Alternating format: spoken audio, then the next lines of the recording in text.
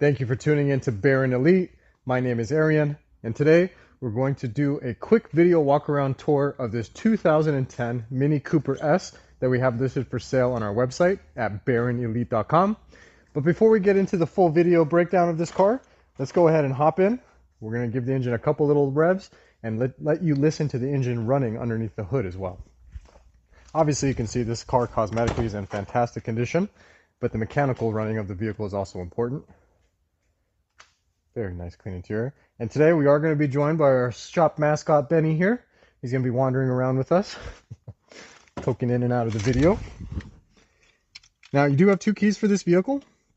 Let me go ahead and put the little UFO disc here into the dash, and then it is a push button start.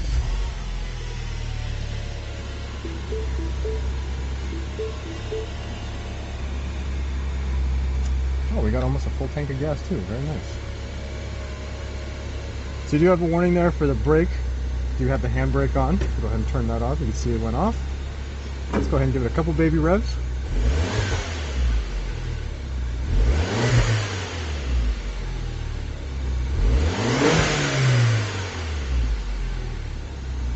Engine is warmed up, so it's okay if we rev it. Now let's go ahead and pop the hood. Take a listen to the engine running under the engine bay. Now I'm going to keep quiet during this portion, so that way you can listen to the engine idling and running. The engine is in very healthy condition, sounds just as it should. Now I'm going to stay quiet here.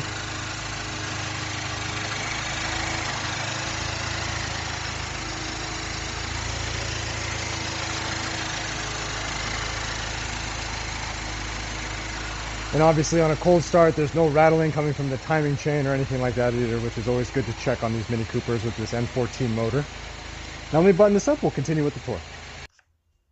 Now as you can see, this is a very, very clean example and a low mileage example of what an R56 body style Mini Cooper should look like. Now again, this is a 2010 model year Mini Cooper S. Being an S model, this vehicle does come with the turbocharged engine. So this vehicle with an S model, you do get a 1.6 liter turbocharged gas engine, little 4-cylinder. Now that's mated up to an automatic transmission. You got a 6-speed automatic transmission in this vehicle. The power from that transmission is sent out to the front wheels. This is a front wheel drive powertrain vehicle, and they're just a blast to drive. Obviously you can see I'm kind of biased. I have 4 Minis myself. The old gen, 3 of the old gen, and then 1 more of this gen. See here hiding under the lift there. That one's an 09 actually. But that one's an 09 with turbo engine and automatic, and I have 3 of the first generation ones that are supercharged with a 6-speed manual transmission, so those are even funner. But now that I'm getting a little bit older and such, I really don't like driving a stick shift anymore unless you're going to the canyons and that. And how often do you really go to the canyons to drive these cars? Glendora Mountain Road is where these Mini Coopers shine. There's no better or funner car to drive on that road than this unless you're getting on a motorcycle. They're just fantastic. And when you huck the car into a corner, since it's front wheel drive, it pulls itself towards the corner. It's a visceral feeling. It's fantastic. I don't know how to explain it. You have to experience that. So it is front wheel drive powertrain. And with the automatic transmission on this vehicle, you do have paddle shifters. Let's go ahead and take a quick peek. You have little paddle shifters there above the stereo controls and such. Now, if you look at the auto check history report on this vehicle, it does show that it has 2 previous owners and 0 reported accidents. This vehicle, the original owner of this car, had it registered originally in Southern California, San Luis Obispo, or in the area of San Luis Obispo. Then it went a little bit towards Pismo Beach area. It was re-registered near Pismo. But if you look at the Carfax, actually, the second owner gave us the Carfax for this vehicle that he got when he purchased the car from the dealer. And that Carfax shows a lot of service records on this car in San Luis Obispo area. So that's always nice to see. So it's been a Southern California Mini Cooper. Second owner on this vehicle lives locally here in Upland. Gentleman lives on the golf course. And he's had 6 Mini Coopers in the past. He just adores these cars and loves them. But he ended up just going out and buying a brand new Lexus car. Or a Lexus SUV. So that's the only reason he wanted to get rid of this vehicle now. He has had 6, so I'm sure in the future he's going to miss having a Mini and probably come back to us and pick up another one possibly. But knowing that it went to somebody that's familiar with these cars is always nice to see. And unfortunately, I have to admit, as soon as you get into this car and start driving it, you'll fall in love with it. And there's really nothing else that you can buy that drives like this and feels like this car. The amount of power you get and the handling you receive out of this car for the price point is just insane.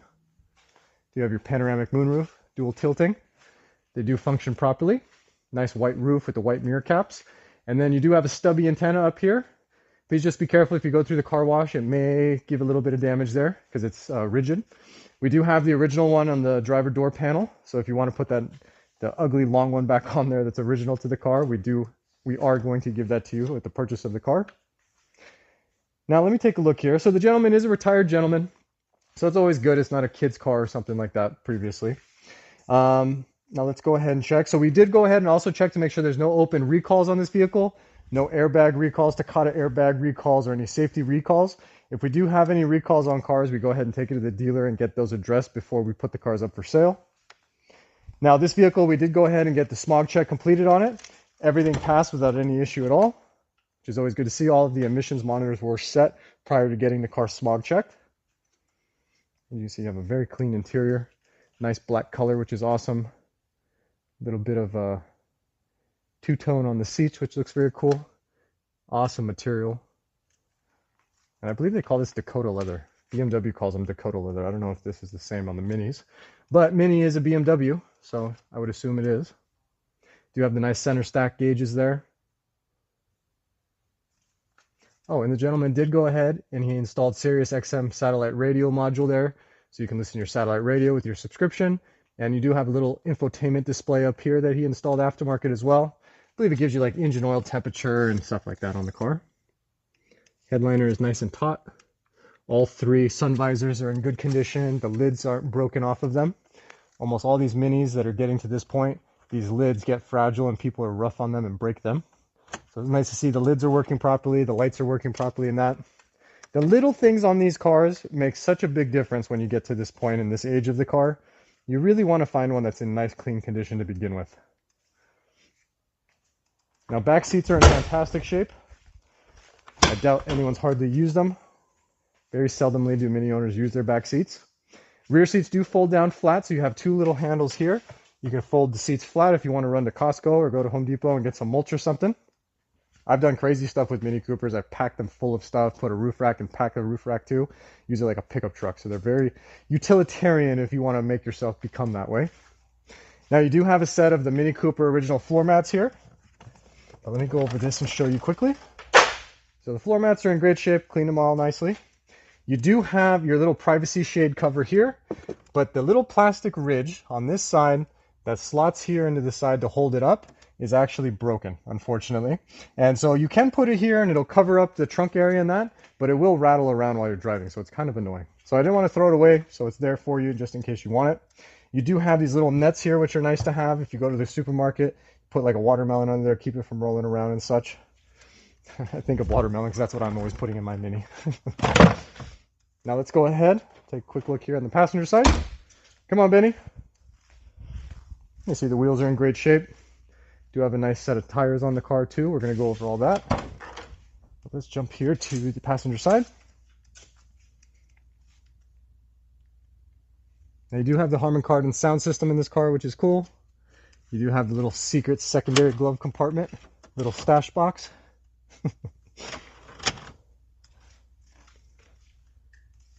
You see even the bolstering on the seats is in nice clean shape, not worn out. Especially on the driver's seat, usually right here is where you're going to get tons and tons of wear. It has very minor wear. Steering wheel is tilt and telescopic, and you do have this 3-spoke steering wheel, which is the desired one. Just fantastic looking and feeling. Carpets are all clean on this car. You can tell I like Minis. I'm very, very biased. I'm very straightforward about it. I love these cars. I've had dozens of these cars. I think they're the best. Now let's see here. So registration, you do see that there's no license plates on the car. It is a California registered and titled vehicle. Always has been, according to the history report as well. But it did have custom black license plates on the vehicle. So we took them off. We're going to give them back to the previous owner. The plates do expire in September. So when we do the title transfer for whoever ends up buying this car, the registration will transfer to you. So it's not expired yet. And you still have quite a bit of time left before it's up for renewal.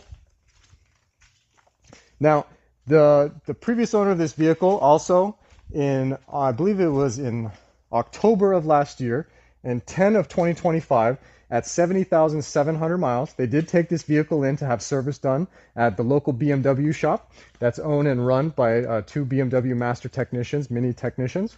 So they went and paid premium money to have it done by the master technician rather than a small mom and pop shop, which shows you how they took care of this car. And they have the disposable income to care for this car properly as well. So part of that maintenance, it went and they replaced a lot of common error places or common error issues that come up on these cars with miles on them. So the first thing they did is they went ahead and replaced the oil filter housing gasket along with the oil cooler gaskets. On every Mini Cooper there is, this R56 generation, the R53 generation and such, the oil filter housing, oil cooler gaskets always leak. The gaskets are cheap. They're a little bit of a pain to get to change them out, but it's something that will always leak on a Mini. So the fact they just changed that is fantastic. They also changed out the turbo oil return line. So on these cars, you know, even on my 09 right here, I already replaced the turbo oil return line on this one as well. It started to leak. So this one was already changed out. They went ahead and also changed the auxiliary water pump. On the side of the cylinder head, on the driver's side of the cylinder head, there's a big shiny metal object bolted to the side of the head that runs off the camshaft, and that's your actual vacuum pump. So the brake system on this car is controlled by a mechanical vacuum pump, which provides vacuum pressure to the brake booster, so you have brake vacuum and pressure. Very common failure point on these Mini Coopers, unfortunately, as well. So they went ahead and replaced the vacuum pump. What will happen is it just starts to leak on the side of the cylinder head. And there's a little gasket there, but the proper way to fix it is to actually change the entire vacuum pump out.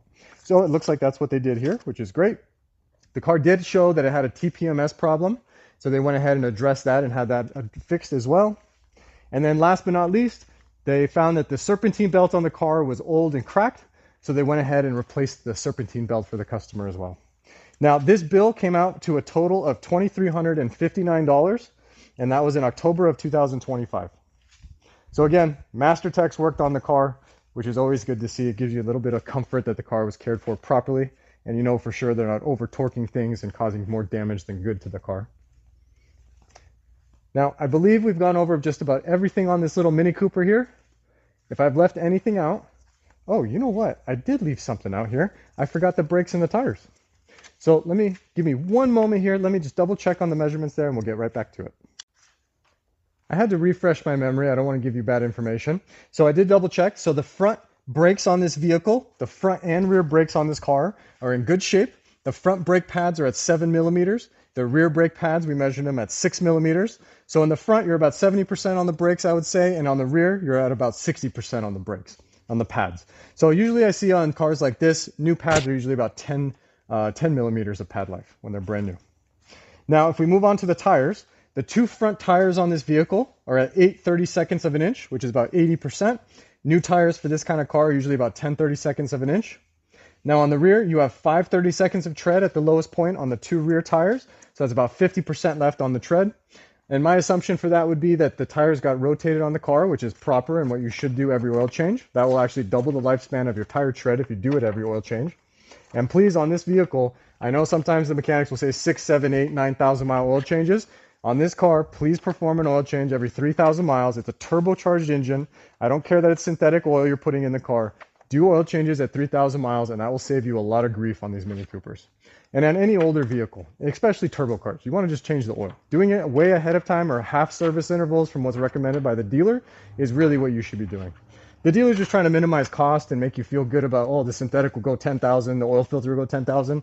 That's a really good way to add premature wear to your car and really destroy your car. So please don't do that. I preach this to everybody, and I hope somebody will listen. Now, I believe that's just about it. If you visit our website, you'll also see pictures of the underside of this car, which is always good to see. More often than not, Mini Coopers at this point in life, they don't get the maintenance done as they should over the years, and then you get a car like this, and you have a lot of maintenance to catch up on. So this one underneath is nice and dry. There's no leaks or anything coming from it, which is always good to see. Suspension is very nice and tight. Steering is nice and tight as well. All right, guys, so I'm done here. Thank you very much for your time. I really appreciate you putting up with my sales pitch here on this Mini Cooper S. I do everything by appointment here at the shop. So that way, when you show up, we'll have the vehicle staged just as you see it here in the video and ready to go for an inspection or a test drive as you wish. Once again, my name is Arian. Thank you very much for your time, and we'll talk to you soon. Have a wonderful day.